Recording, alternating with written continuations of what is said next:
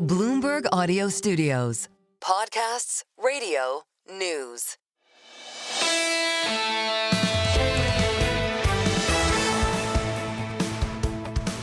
Single best idea post CPI. That's what we do. We'll have PPI on Thursday and on to retail sales. Everybody hanging on this. And of course, I love what Neil Duddick called it, the tariff derangement syndrome. And we'll have to see just all the cross currents that are going on. We had a lot of good conversations. Constance Hunter of EIU got us through the inflation report. Jason Furman out on Twitter from Harvard with his wonderful 4 annualized statistics, 1 month, 3 months, 6 month, 12 month, and on and on. I saw 28 different flavors of where we're heading on inflation. I'll let you decide. We started strong with Rebecca Patterson from the Council on Foreign Relations. She talked about regime change.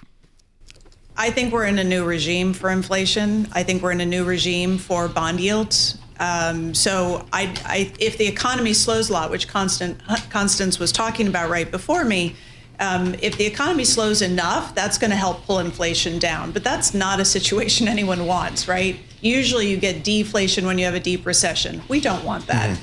But I think for the Federal Reserve, I was trying to look at when is the last time we got this? Rate cuts with inflation above target and the job market softening, but okay. 1995. So at the time, they did 3 25 basis point insurance cuts. Inflation was running about 2.3, so lower than where we are now. The job market was okay, but the economy broadly was softening. And so they said, we're going to try to massage this a little bit. And the stock market obviously loved it. It was up about 15% over the 3-cut period, the S&P. And I think that's probably what we're going to get this time. I don't know if it's 1 cut, 2, 3. I lean towards less, frankly, because of the inflation risk.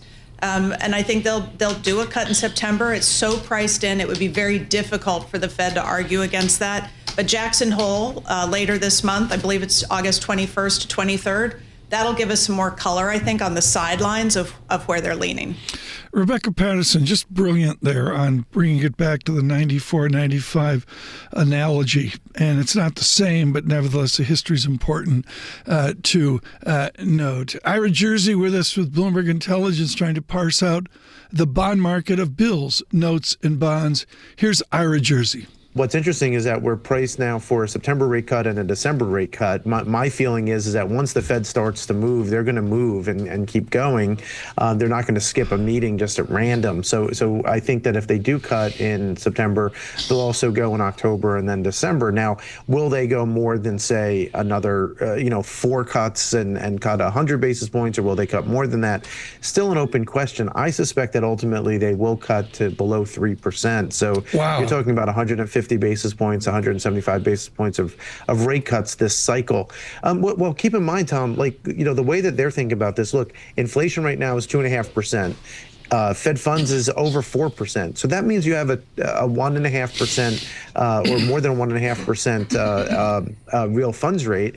So to get the neutral under kind of a simplistic view of the world, they could be able to cut 175 basis points and just be at neutral. That's what we like. Rebecca Patterson to Ira Jersey, just absolutely brilliant analysis. Some differences there. I think Ira looking more aggressively out for rate cuts than Rebecca, but at the same time, it's the conversation that we're having, given this moment that we're living in. And again, we'll go to Jackson Hole here at the end of August. I thought it'd be a snooze fest. Wrong. I had scheduled climbing to the top of the Tetons. That's not going to happen this time. We'll be too busy. On your podcast across the nation, on Apple, on Spotify, and on YouTube podcasts, it's Single Best Idea.